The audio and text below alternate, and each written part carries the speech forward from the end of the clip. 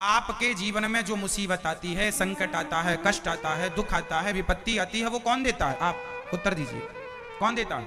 भगवान। आप कह रहे हैं भगवान जी दुख देते हैं, तो बताओ भगवान की आपसे कोई दुश्मनी है? क्यों देते हैं भगवान? आप भगवान पर झूठा आरोप लगा रहे हैं।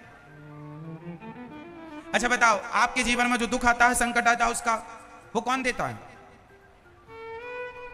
दादाजी आप बताएंगे, सफेद मूंछों वाले दादाजी बताएंगे, आपके जीवन में जो विपत्ति आती है, दुख आता है, संकट आता है, वो आपको कौन देता है? भगवान देते हैं? हा? आप मतलब स्वयं। ये समझदारी की बात हुई। हम लोग आरोप भगवान आपने दुख दिया, भगवान कभी किसी को दुख नहीं देते, भगवान कभी किसी को मुसीबत पर नहीं डालते। आपका अपना कर्म ही, आपके अपने अच्छे या बुरे कर्म ही आपको उसका फल प्राप्त होता है। जो आज आपके जीवन में विपत्ति है, संकट है, वो आपके किसी ना किसी जन्म के कर्मों का दंड है। भगवान किसी को दुख नहीं देते, हर व्यक्ति अपने किए कर्म का फल भोगता। जैसी करनी, एक मैया बहुत मोटी थी। अरे महाराज, भगवान ने तो हमारे को मोटा कर दिया। दिन भर हलवा खाती है मैया, दिन भर पिज्जा बर्गर खाती है और कहती है भगवान ने मोटा कर दिया। खाने में कंट्रोल नहीं है खुद का, और आरोप भगवान को कि भगवान ने मोटा कर दिया। हर व्यक्ति अपने दुख का जिम्मेदार स्वयं है। खाने में कंट्रोल क्यों नहीं? क्या खाना चाहिए ज्यादा? आप बताइए, आपका वेट कितना है?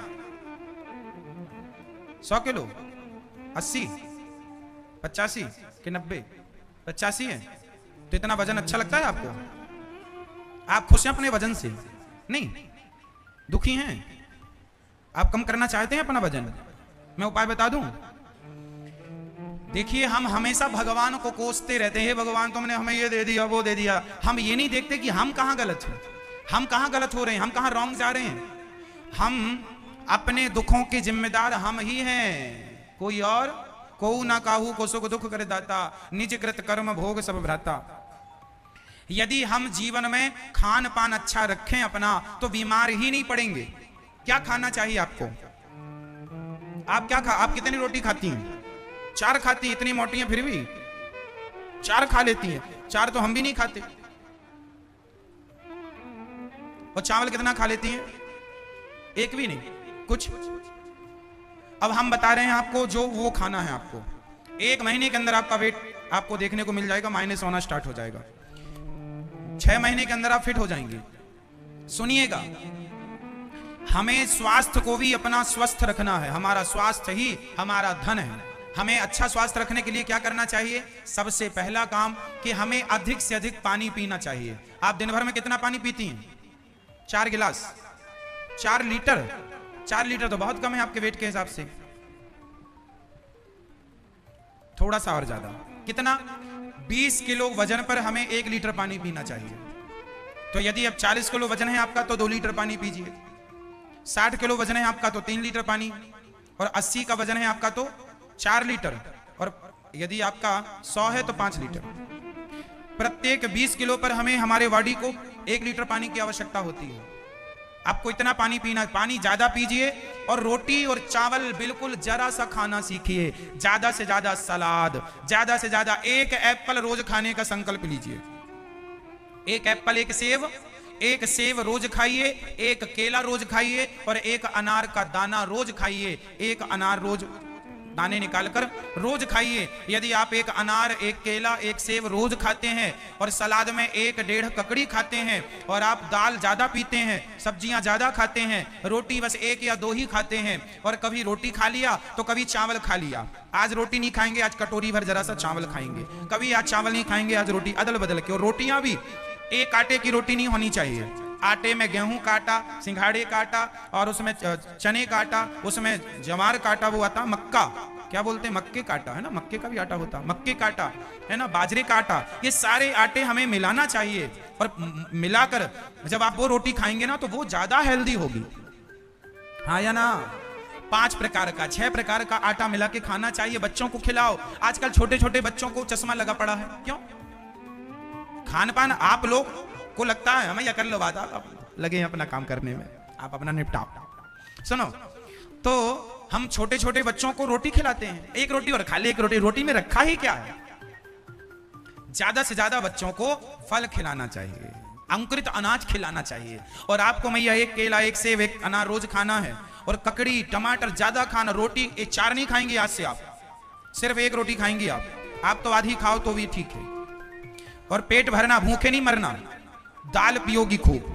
दाल कितने प्रकार की होनी चाहिए? आज हमने ये दाल बनाई, कल हमने अदल बदल के दालें घर में बनानी चाहिए। आज ये दाल बनाई, कल वो दाल बनाई, परसों वो दाल बनाई। तो सारी कुछ प्रोटीन इस दाल में होते हैं, कुछ प्रोटीन उस दाल में होते हैं, कुछ विशेषक पोषक तत्व इस दाल में होते हैं, कुछ उस दाल में, मिक्स करके हमें करना। मैं 5 प्रकार की दालें रोज बनवा के खाता हूं, सिर्फ दाल पीता हूं, सब्जी खाता हूं, फल खाता हूं, सलादें खाता हूं, और जल पानी पीता हूं, दूध पीता हूं, बस। बाकी मैं रोटी चावल तो ना के बराबर ही खाता हूं।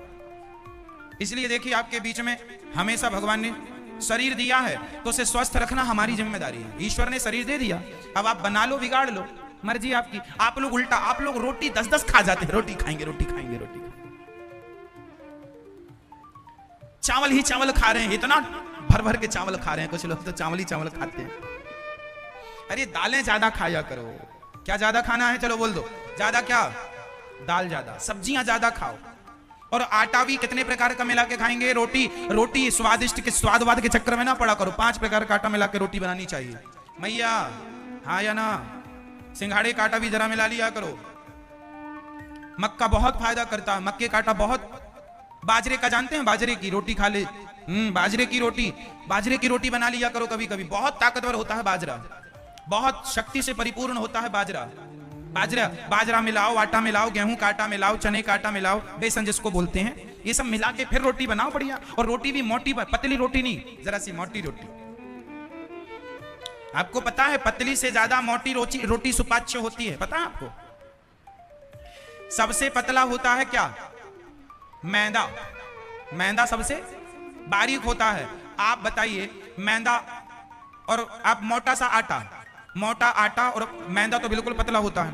मैदा खाने से ज्यादा नुकसान होता है, जबकि मोटा आटा नुकसान नहीं करता। इसका मतलब है कि हम ज्यादा भी ना बारीक कर लें, रोटियां ज्यादा भी पतली ना कर लें, हल्की सी ठीक ठाक रहें।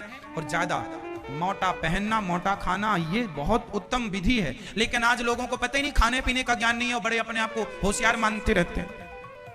उन्हें नॉलेज ही नहीं है पानी कितना पीना चाहिए दिन भर में। शरीर आपके अनुसार चलना चाहिए। देखिए, मैं आपके पास रोज आता हूं 3.5 घंटे कथा सुनाने के लिए। ना मुझे इस बीच में प्यास लगती है, ना लघु शंका आती है। मैं आपके बीच में रोज 3.5 घंटे बैठता हूं। और कब से बैठ रहा हूं? जब से दास अनिरुद्ध भागवत कर रहा, तब से आज लगभग इस बात को 12 साल हो गए, ज्यादा ही हो गए। ये नित्य सेवा है ठाकुर जी की। हम बैठे रहते हैं, ना लघु शंका आती है 3.5 घंटे के बीच में, ना प्यास। आप लोग पानी पीते हैं, पी लीजिए, अच्छा है। हम पानी भी नहीं पीते, और ना इस दौरान लघु शंका आती। क्यों? क्योंकि हमें पता है कि हम कब पानी पिएंगे तो कितनी देर में आप बताइए, पानी कितनी देर में पचता है? नहीं पता? कितनी? 5 मिनट में। लो, अच्छा पढ़ लिए आप। पानी को पचने में लगभग 2 घंटे लगते हैं। आप ज्यादा पिएंगे तो 1.5 घंटे में आपको लघु शंका आ जाएगी। आप ढेर सारा, अच्छा, जब वो डॉक्टर लोग ना, कोई चेकअप होता है, उसमें ढेर सारा पानी वानी पिलाते हैं। कोई होता कुछ, क्या बोलते हैं उसको? अल्ट्रासाउंड जब होता है, कभी आप गए होंगे कराने, तो अल्ट्रासाउंड में पानी ज्यादा पिलाया जाता है।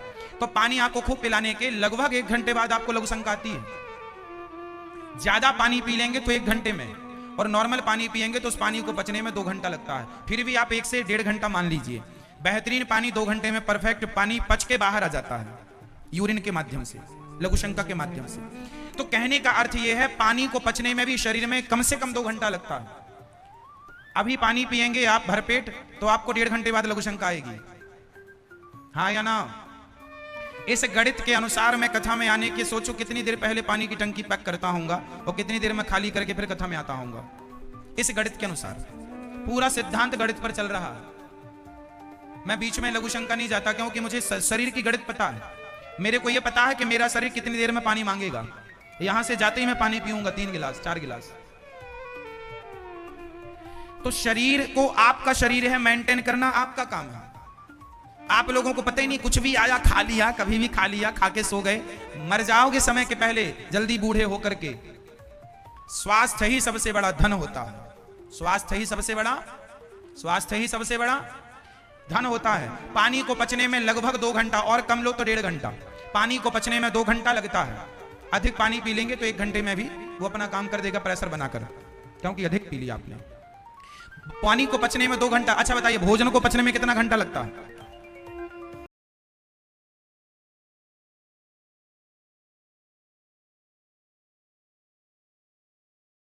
भोजन को पचने में कितना घंटा लगता है? बताइए, आपका किया गया भोजन कितनी देर में पच जाता है? बोल दो फटाफट। 6 घंटा। गलत बोल रही है मेरी माँ, आप लोग भी मन लगा के बोलते हैं। चलो बताओ जल्दी, किसको हमने पिछली बार सब बताया था, भूल गए आप लोग। भैया बताओ, भोजन पचने में कितना समय लगता है? आप बताइए जी, आप बताओ जी। नहीं, चलो हम बता रहे हैं। भोजन को पचने में 4 घंटा लगता है। भोजन को पचने में 4 घंटा लगता है, जिसमें कि जो हम चावल, गेहूं, दालें खाते हैं, इनको 4 घंटा लगता है, जबकि फल जल्दी पच जाते हैं। तो भोजन 4 घंटे में, इसलिए 4 घंटे के गैप में ही भोजन करना चाहिए। समझ लो बात। यदि आपने अभी खा लिया है कुछ भी, तो अब से 4 घंटे बाद ही आप कुछ खाएंगे, वो पच जाएगा, फिर खाएंगे तो अब क्या, वो पचा नहीं और आपने और खा लिया तो फिर वो अपच हो जाएगा, फिर पेट खराब होगा, फिर खून गड़बड़ हो जाएगा, फिर बीमारियां पैदा होंगी। इसलिए जिसका खान पान शुद्ध है वो सदा स्वस्थ रहेंगे। तो आप लोग बच्चों को और अपने आप को ये मेंटेन करेंगे, प्रत्येक बार के खाने में, एक खाने से दूसरे खाने में कितना गैप होना चाहिए? जोर से कम 4 घंटा। यदि आपने सुबह का नाश्ता 7 बजे लिया है तो भोजन आप 11 बजे ही करेंगे, क्योंकि 7 से 11 कितना घंटा हो? 7, 8, 9, 10, 11, 4 घंटा हो गया। ठीक है। यदि सुबह का नाश्ता आपने 8 बजे किया है तो भोजन 12 बजे। सुबह का नाश्ता 9 बजे किया है तो भोजन 1 बजे। हाँ या ना? 4। अब यदि आपने भोजन 12 बजे कर लिया तो फिर शाम का भोजन, अब उसके बाद कुछ खाना है तो 4 घंटे बाद ही खाइए। और रात्रि का भोजन तो रात्रि को तो कुछ ना खाइए, सूर्यास्त के पहले कुछ खाइए। खान पान अच्छा कर लीजिए। मैं आपको विश्वास दिलाता हूं कि आप सलादें, फल ज्यादा खाएंगे, रोटी चावल कम खाएंगे, दालें ज्यादा पिएंगे, तो आपके शरीर में रोग ही नहीं हो सकता। ये मेरी लिखित में गारंटी है। यदि मेरे इस सिस्टम को फॉलो कर लेंगे, तो मेरी बताई बातें फॉलो कर लेंगे, तो बीमार ही नहीं पड़ेंगे। बीमारियों की जड़ खाना ही होता है, और खाना भी कुछ भी। अब जैसे आप लोग गरम गरम आपने भोजन किया, उसके बाद ठंडी सी आपने आइसक्रीम खा ली। जैसे शादियों पार्टियों में हम क्या देखते हैं कि आपने खाया गरम गरम और उसके बाद ठंडी सी आइसक्रीम। अब बताइए कि आपके शरीर में आग लगी थी भोजन पचाने के लिए और आपने आइसक्रीम ठंडी सी डाल दी, तो भोजन क्या होगा? पचेगा नहीं, सड़ने लग जाएगा, क्योंकि ठंडा गरम का कोई स्वभाव ही नहीं, मिक्स ही नहीं हो सकता। कुछ लोग इतने मूर्ख होते हैं खाने पीने के मामले में, उन्हें पता ही नहीं कि किसके बाद क्या खाना चाहिए। नॉलेज ही नहीं है, रत्ती भर ज्ञान नहीं है। अच्छा बताइए, शहद और घी को मिला दिया जाए तो क्या हो जाता है? बोलो, जहर हो जाता है। आप किसी को घी और शहद एक साथ पिला दीजिए, मर जाएगा। आप किसी को आम का रस और पेप्सी कोका कोला पिला दीजिए, मर जाएगा। दोनों मिल करके जहर हो जाता है। लेकिन लोगों को ज्ञान नहीं है। लोग भोजन करते हैं और भोजन करने के बाद आइसक्रीम खा लेते हैं। इतनी मूर्खता कहां होगी? आइसक्रीम ठंडी होती है और भोजन पचाने के लिए आपके शरीर में एक आग होती है, जिसे जठराग्नि कहते हैं। वो जठराग्नि आपके शरीर को क्या करती है? भोजन को पचाती है। अब आइसक्रीम खा ली है तो आग बुझ जाएगी। इसलिए लोगों को ज्ञान नहीं है खाने पीने का भी, इसलिए बीमार पड़े रहते हैं हर दिन डॉक्टर के यहाँ, हर दिन डॉक्टर के यहाँ। चलिए, तो आप में से कितने लोग खान पान का विशेष ध्यान रखेंगे? खुद रखोगे, बच्चों को ज्यादा से ज्यादा क्या खाओगे? जोर से और जोर से। फल, केला, सेब, अनार, पपीता और इत्यादि जितने भी फल होते हैं। सलाद खाओगे, टमाटर कच्चा खाओगे, ककड़ी कच्ची खाओगे, पालक के 2-4 पत्ते चबा लिया करो, भिंडी 2-4 कच्ची खा लिया करो, बच्चों को खवाया करो। सब ताकतवर चीजें हैं, ठीक है? हाँ। इसके बाद आप लोग रोटी कितनी खाएंगे आज से? रोटी कम। पेट किससे भरना है? पेट ज्यादा से ज्यादा सलाद से या फल से। अच्छा, फल और सलाद भी एक संग नहीं लिया जाता। ये भी मैं आपको बता दूं, फल और सलाद दोनों का कॉम्बिनेशन नहीं है, समझिएगा। फल आपको कब लेना चाहिए? सुबह। नाश्ता हमेशा फल का करना चाहिए। नाश्ता हमेशा किसका? अंकुरित अनाज खाओ, चने अंकुरित खाओ, बादाम खाओ, काजू खाओ, पिस्ता खाओ, है ना, और जो भी अंकुरित दालें हैं वो खाओ। उसके संग एक एप्पल, एक केला, जो भी आपकी क्षमता है, एक या आधा, वो फल सवेरे खाना है। दोपहर के भोजन में सलाद खाना है, और रात्रि को दूध पीना है, या सुबह फलों का रस, दोपहर को लस्सी और दोपहर को छाछ पी सकते हैं, शाम को आपको दूध पीना है। दूध पीने का सिद्धांत रात्रि का है। दूध भी पी के सोना नहीं है, दूध पीने के कम से कम कुछ देर हमें चलना चाहिए, है ना। बहुत बड़ी गणित है, लेकिन आप समझें तो। और आधा घंटा तो रोज योग करना चाहिए। क्या करना चाहिए? योग। कौन कौन कर लेता है योग? आप शीर्षासन कौन कौन कर लेता है? शीर्षासन कर लेते हो, हाँ या ना? ये दास अनिरुद्ध शीर्षासन रोज करता है। हम शीर्षासन में भी 4 आसन करते हैं। आसन शीर्ष है, उसी शीर्षासन में हम पद्मासन लगा लेते हैं। उसी शीर्षासन में ही ये शीर्षासन, आप एक ही शीर्षासन में 4 आसन हम कर लेते हैं।